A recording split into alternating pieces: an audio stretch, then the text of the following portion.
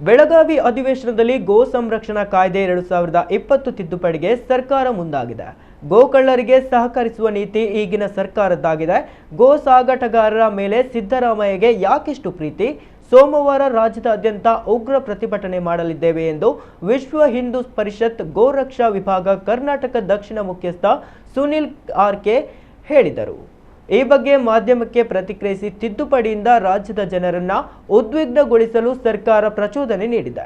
ಇದರಿಂದ ಗೋವುಗಳ ಅಕ್ರಮ ಸಾಗಾಟ ಹೆಚ್ಚಾಗಲಿದೆ. ಸತ್ಯ ಹೇಳಲು ಹೊರಟರೆ ಹಿಂದೂ ಸಂಘಟನೆಗಳನ್ನ ಹತ್ತಿಕ್ಕುವ ನೀತಿ ಎದ್ದು ಕಾಣುತ್ತಿದೆ. ತಿದ್ದುಪಡಿಯನ್ನ ತಕ್ಷಣ ಹಿಂದಕ್ಕೆ ಪಡೆಯಿರಿ ಎಂದು ಒತ್ತಾಯಿಸಿ ಸೋಮವಾರ ರಾಜ್ಯದಾದ್ಯಂತ ಎಲ್ಲ ಜಿಲ್ಲೆಗಳಲ್ಲಿ ಪ್ರತಿಭಟನೆ ನಡೆಸಲಿದ್ದೇವೆ ಎಂದು ಹೇಳಿದರು. ಇವತ್ತು ಗೋಕಳ್ಳರಿಗೆ ಸಹಕಾರವನ್ನು ನೀಡುವಂಥದ್ದು, ಗೋಕಳ್ಳರಿಗೆ ಪ್ರೇರಣೆ ನೀಡುವಂಥ ಕೆಲಸವನ್ನು ಇವತ್ತು ಸಿದ್ದರಾಮಯ್ಯ ನೇತೃತ್ವದ ಸರ್ಕಾರವನ್ನು ಮಾಡ್ತಾ ಇದೆ ಅಂತ ನಮಗೆ ಅನಿಸ್ತಾ ಇದೆ.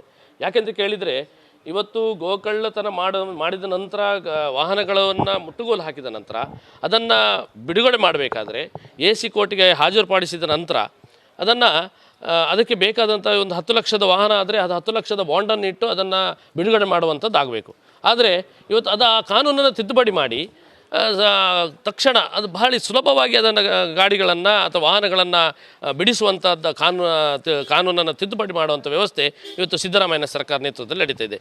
ಈ ಹಿಂದೆ ಸುಮಾರು ಒಂದು ತಿಂಗಳ ಹಿಂದೆ ಸಿದ್ದರಾಮಯ್ಯನವರು ಮಂಗಳೂರಿಗೆ ಬಂದಾಗ ಇಲ್ಲಿಯ ಜಿಹಾದಿ ತಂಡ ಏನಿದೆ, ಗೋಕಳ್ಳತನ ಮಾಡುವಂತಹ ಮಾಫಿ ಏನಿದೆ, ಅವರನ್ನು ಭೇಟಿಯಾಗಿ ಈ ರೀತಿಯಾಗಿ ಮನವಿ ಮಾಡಿದೆ ಅಂತ ನನಗೆ ಅನಿಸ್ತದೆ. ಯಾಕೆಂತ ಕೇಳಿದರೆ, ಅವರು ಹೋದ ತಕ್ಷಣ ನಾಡಿದ್ದು ನಡೆಯುವಂಥ ಬೆಳಗಾವಿಯಲ್ಲಿ ನಡೆಯುವಂಥ 8ನೇ ತಾರೀಕಿಗೆ ನಡೆಯುವಂಥ ಅಧಿವೇಶನದಲ್ಲಿ ಇದನ್ನು ತಿದ್ದುಪಡಿ ಮಾಡುವಂಥ ಕಾನೂನನ್ನು ತಿದ್ದುಪಡಿ ಮಾಡ್ತಾ ಗೋಕಳ್ಳರಿಗೆ ಸಹಕಾರವನ್ನು ಕೊಡುವಂಥ ಕೆಲಸ, ಮತ್ತು ಗೋಕಳ್ಳತನ ಹೆಚ್ಚು ಮಾಡುವಂತೆ ಮತ್ತು ಸಮಾಜದಲ್ಲಿ ಅಶಾಂತಿಯನ್ನು ಸೃಷ್ಟಿ ಮಾಡುವಂಥ ಕೆಲಸವನ್ನು ಇವತ್ತು ಸಿದ್ದರಾಮಯ್ಯ ನೇತೃತ್ವದ ಸರ್ಕಾರ ಮಾಡ್ತಾ ಇದೆ.